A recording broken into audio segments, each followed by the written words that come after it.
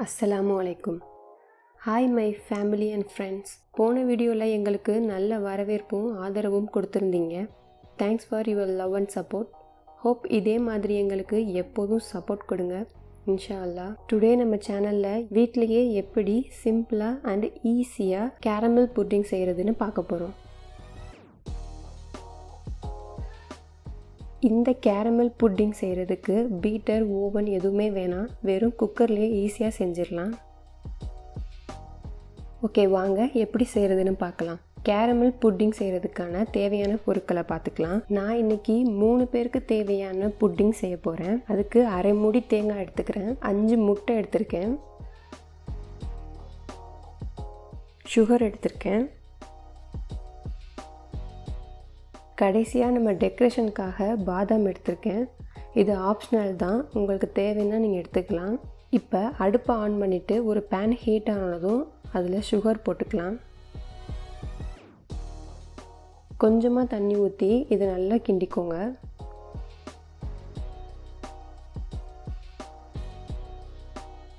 சிம்லே வச்சு அடி பிடிக்காமல் நல்லா இந்த மாதிரி கிண்டி விட்டுக்கோங்க.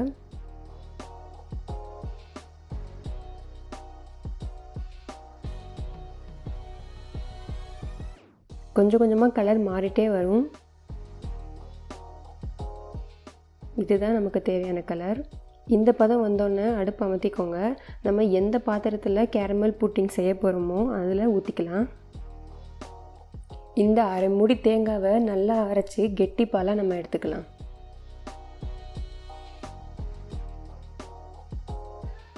கொஞ்சமாக தண்ணி ஊற்றி நல்லா கெட்டியான பால் எடுத்துக்கலாம்.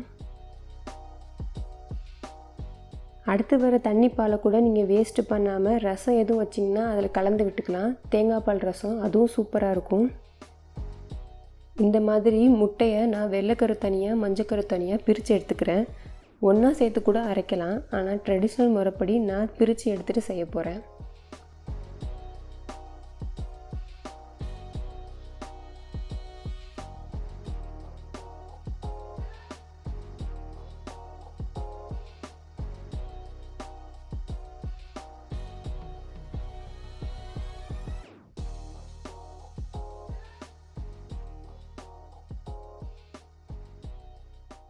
இப்போ பிரித்து எடுத்த வெள்ளைக்கருவை மட்டும் ஃபஸ்ட்டு மிக்ஸி ஜாரில் போட்டு நம்ம நல்லா அடித்து எடுத்துக்கலாம்.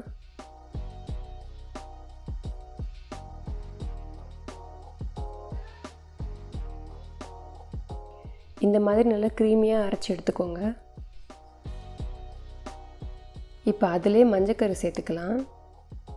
இனிப்பை எடுத்து காட்டுறதுக்காக லைட்டாக நான் சால்ட் சேர்த்துக்கிறேன். ஃபஸ்ட்டு இந்த மஞ்சக்கருவையும் சால்ட்டும் சேர்த்து நல்லா அரைச்சி எடுத்துக்கோங்க.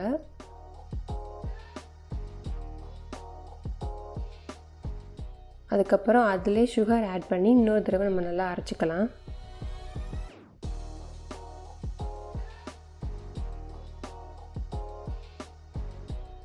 அரைச்ச மஞ்சக்கருவை இந்த மாதிரி நான் வடிகட்டிக்கிறேன். அப்போ தான் ஈக்குவல் ஸ்ட்ரெச்சரில் இருக்கும்.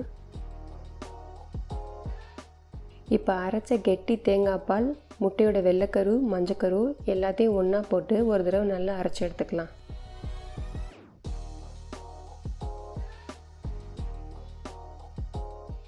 இது அப்படியே நம்ம வட்டலாப்பம் செய்கிற முறைப்படி தான். அதில் கொஞ்சம் பாதாமும் முந்திரியும் சேர்த்து அரைச்சி எடுத்துப்போம். இப்போ நான் அதில் சேர்க்கலை. இப்போ நம்ம டேஸ்ட்டு பார்த்துக்கலாம். இனிப்பதும் கம்மியாக இருந்தால் நம்ம எக்ஸ்ட்ரா சுகர் சேர்த்து நல்லா அடிச்சுக்கலாம். ஸ்வீட்டுக்கு எப்போதும் இனிப்பு தூக்கலாக இருக்கணும், அப்போ தான் அவிச்சு எடுத்ததுக்கப்புறம் அது கரெக்டான டேஸ்ட்டில் இருக்கும். இப்போ எந்த பாத்திரத்தில் நம்ம கேரமல் புட்டிங் செய்ய போகிறோமோ அதில் இதை ஊற்றிக்கலாம்.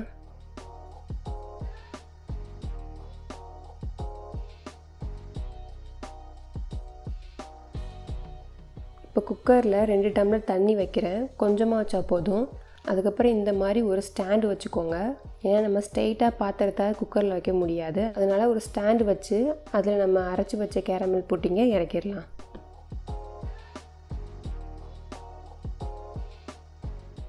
மேலே வெயிட்டுக்காக நான் கல் வைக்கிறேன்.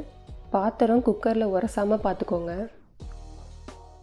5 முட்டைக்கு அரை மணி நேரம் போதும்.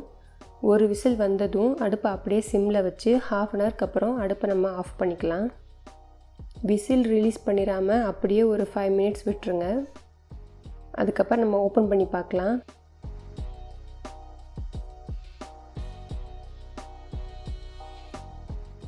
மேலே இந்த மாதிரி தண்ணி நின்றுச்சுன்னா அது பாத்திரத்தில் ஊற்றிடாமல் எடுத்துருங்க. இந்த மாதிரி கத்தி இல்லை ஸ்பூன் வச்சு நம்ம விட்டு பார்த்தோம்னா அது ஒட்டாமல் வரணும். ஒட்டாமல் வந்துருச்சுன்னா வெந்துருச்சுன்னு அர்த்தம். இப்போ எனக்கு ஒட்டலை, இது கரெக்டாக வெந்துருச்சு. அப்படியே ஒரு 10 மினிட்ஸ் ஆற விட்டுருங்க. ஆறுனதுக்கப்புறம் இந்த மாதிரி கத்தி வச்சு ஃபுல்லாக கீறி விட்டுக்கோங்க. அப்போ தான் நமக்கு புட்டிங் ஒட்டாமல் வரும். அதுக்கப்புறம் இந்த மாதிரி ஒரு பிளேட்டை வச்சு நம்ம திருப்பி எடுத்துக்கலாம்.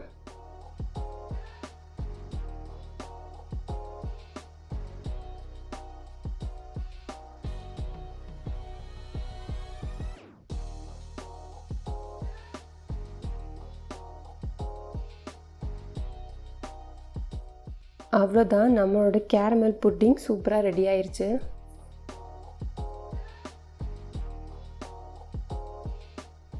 நான் டெக்கரேஷனுக்காக பாதாம் சேர்த்துக்கிறேன்.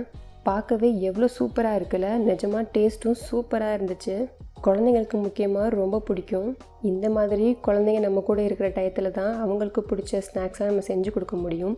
இன்ஷா அல்லாஹ் இதை நீங்கள் கண்டிப்பாக ஒரு முறை வீட்டில் ட்ரை பண்ணி பாருங்கள். ட்ரை பண்ணி பார்த்துட்டு எங்களுக்கு கமெண்ட் பண்ணுங்கள். இந்த வீடியோ உங்களுக்கு பிடிச்சிருக்கும்னு நினைக்கிறேன். பிடிச்சிருந்தால் லைக், கமெண்ட், ஷேர் பண்ணுங்கள். மறக்காமல் நம்ம சேனலை சப்ஸ்கிரைப் பண்ணிக்கோங்க. இன்னும் நம்ம சேனலில் நிறைய டிஃப்ரெண்ட்டான ரெசிபீஸ் அண்ட் இன்ட்ரெஸ்டிங்கான விளாக்ஸ்லாம் வரப்போகுது. அதெல்லாம் உங்களுக்கு தொடர்ந்து வரணும்னா நம்ம சேனலை சப்ஸ்கிரைப் பண்ணிக்கோங்க. மேலும் நீங்கள் கனடாவை பற்றி என்னெல்லாம் தெரிஞ்சுக்க ஆசைப்பட்றீங்கன்னு எங்களுக்கு கமெண்ட் பண்ணுங்கள். இன்ஷா அல்லாஹ் நாங்கள் அதை வீடியோவாக எடுக்கிறதுக்கு ட்ரை பண்ணுறோம். தேங்க்ஸ் ஃபார் வாட்சிங்.